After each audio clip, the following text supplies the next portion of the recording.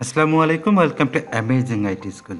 প্রিয় দর্শক, আমাদের কাছে টাইপ করাটা অনেকটা জটিল। বিশেষ করে টাইপে যারা পারদর্শী নই আমরা, খুব বেশি টাইপের স্পিড ভালো নয়, তাদের জন্য টাইপ করাটা খুবই বিরক্তিকর। কেমন হয় যদি আমরা ছবি তুলি আর ছবি থেকে সরাসরি টাইপ করা যায়? আজকে দেখাবো কিভাবে ছবি থেকে সরাসরি টাইপ করা যায়। তো চলুন দেখে আসি আজকের ভিডিওটি। এর জন্য আমরা প্রথমে চালু করে নেব ক্রোম ব্রাউজার। আমরা দেখতে পাচ্ছি যে এখানে এই যে আমি যেখানে কার্সার ধরে রেখেছি, দেখেন এখানে একটা ক্যামেরার মতো একটা চিহ্ন আছে। এইখানে আমরা ক্লিক করব। ক্লিক করার পর যে ছবিটাকে আমরা টাইপে রূপান্তর করতে চাই সেই ফাইলটাকে আপলোড করে দিব। আপলোড ফাইলে ক্লিক করলাম। এবার আমি সেই ফাইলটাতে যাই। এই যে আমার এখানে ছবিগুলো আমি তুলে রাখছি, দেখেন ছবিগুলো দেখাচ্ছি।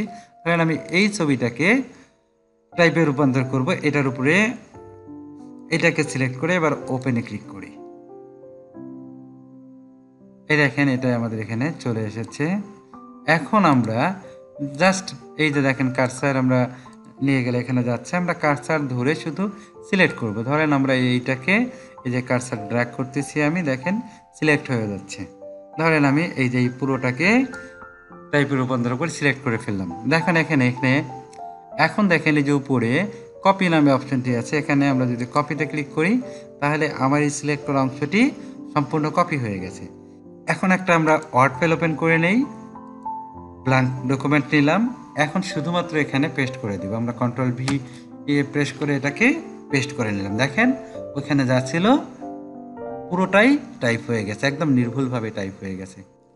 ভিডিওটি যদি ভালো লেগে থাকে তাহলে লাইক দিবেন, কমেন্ট করবেন, বন্ধুদের দেখানোর জন্য শেয়ার করবেন। আর আপনি যদি আমার চ্যানেলটি এখনও সাবস্ক্রাইব না করে থাকেন তাহলে এখনই সাবস্ক্রাইব করে পাশে থাকা বেল আইকনটি বাজিয়ে রাখুন। ভালো থাকবেন, সুস্থ থাকবেন আর অ্যামেজিং আইটি স্কুলের পাশেই থাকবেন।